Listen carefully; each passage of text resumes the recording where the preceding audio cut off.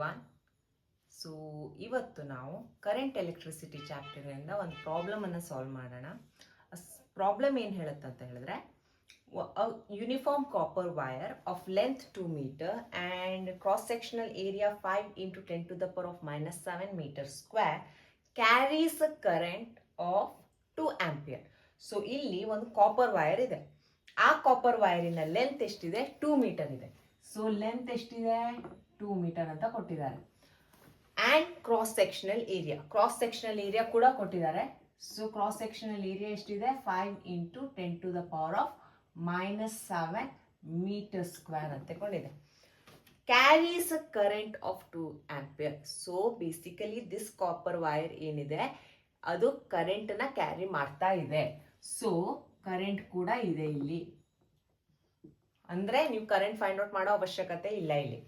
Okay, assuming that there are 8 × 10⁻28 free electrons per meter cube. ಅಂದ್ರೆ electrons per unit volume.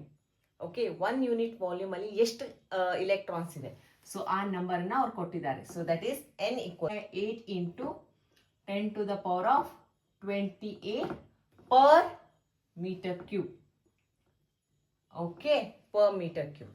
ಸರಿ, next ಮತ್ತೇನು ಕೊಟ್ಟಿದ್ದಾರೆ? Calculate the drift velocity of electrons. You have to find out the drift velocity here. Drift ವೆಲಾಸಿಟಿನ ನೀವು find out ಮಾಡಬೇಕು.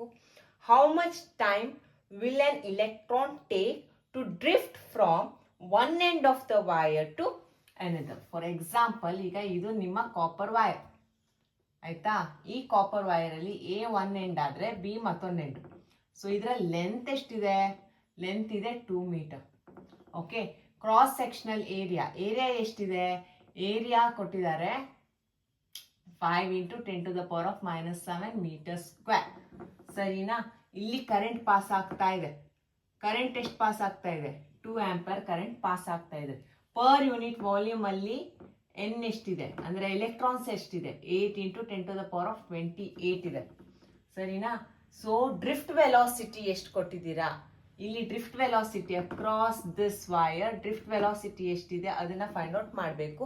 ಮತ್ತೆ ಒಂದ್ ಎಂಡಿಂದ ಈ ಎಂಡಿಗೆ ಎಷ್ಟು ಟೈಮಲ್ಲಿ ಅದು ಹೋಗಿ ಮುಟ್ಟಿದೆ ಅದನ್ನ ಕೂಡ ನೀವು ಫೈಂಡ್ ಔಟ್ ಮಾಡಬೇಕು.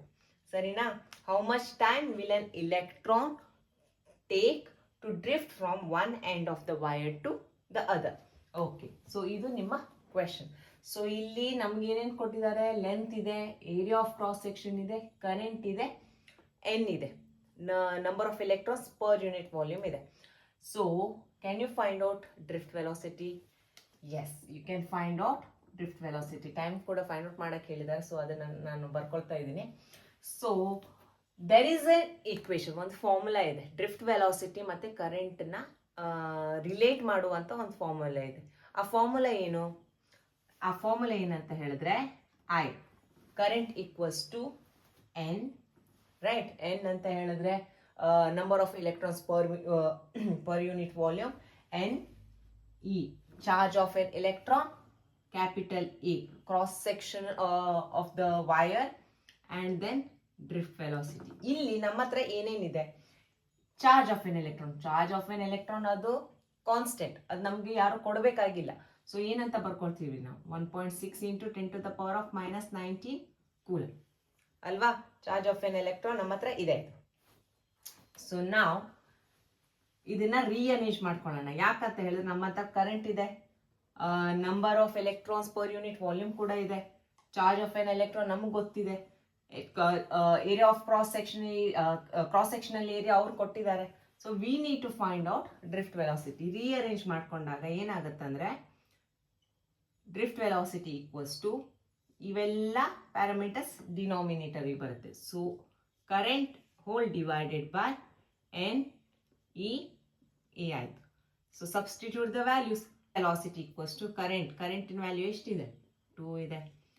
ಎನ್ ಅಂತ ಹೇಳಿದ್ರೆ 8 × 10⁻28 into 1.6 × 10⁻⁻19 into area of cross section. Area of cross section 5 into 10⁻⁻7.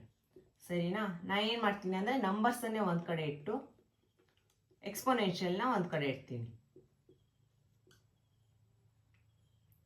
multiplied by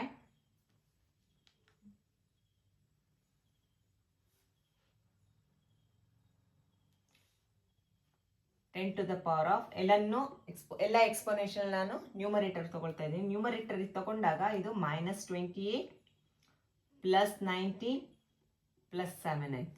So when you solve it, you will get 3.125 into 10 to the power of 4 -4 meter per second. So this is your drift velocity answer. So ಇಲ್ಲಿಗೆ ಮುಗ್ದಿಲ್ಲ. You need to find out the time taken by an electron to drift from point A to point B. Okay, so you need to find out the time taken now. So I'll rub this part. Now let's say let T be the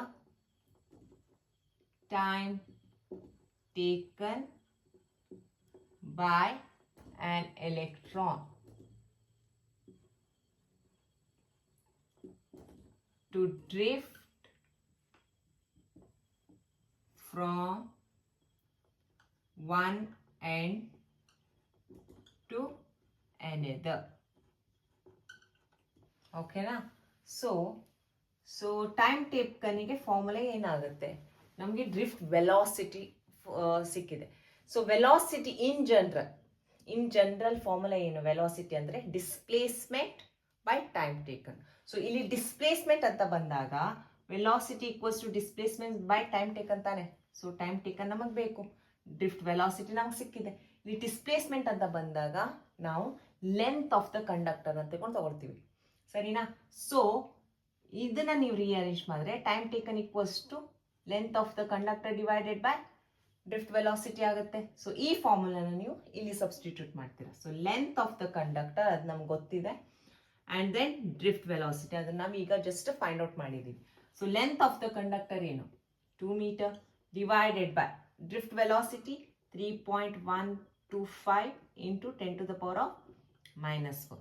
so calculate ಮಾಡಿದ್ರೆ ನಿಮಗೆ ಅದು answer ಸೆಕೆಂಡ್ಸಲ್ಲಿ ಬರುತ್ತೆ. So what is the answer? 6.4 into 10 to the power of 3. This is the answer for the time taken by an electron to drift from one end of the copper wire to the other end. Okay, so ಇದು ಒಂದು problem. So ಇದು ನಿಮ್ಮ ಎಕ್ಸಾಮ್ಸಿಗೆ ಬರೋ problem, CET neat problem ಅಲ್ಲ, ಇದು board exam problem. So yeah, will meet in the next video.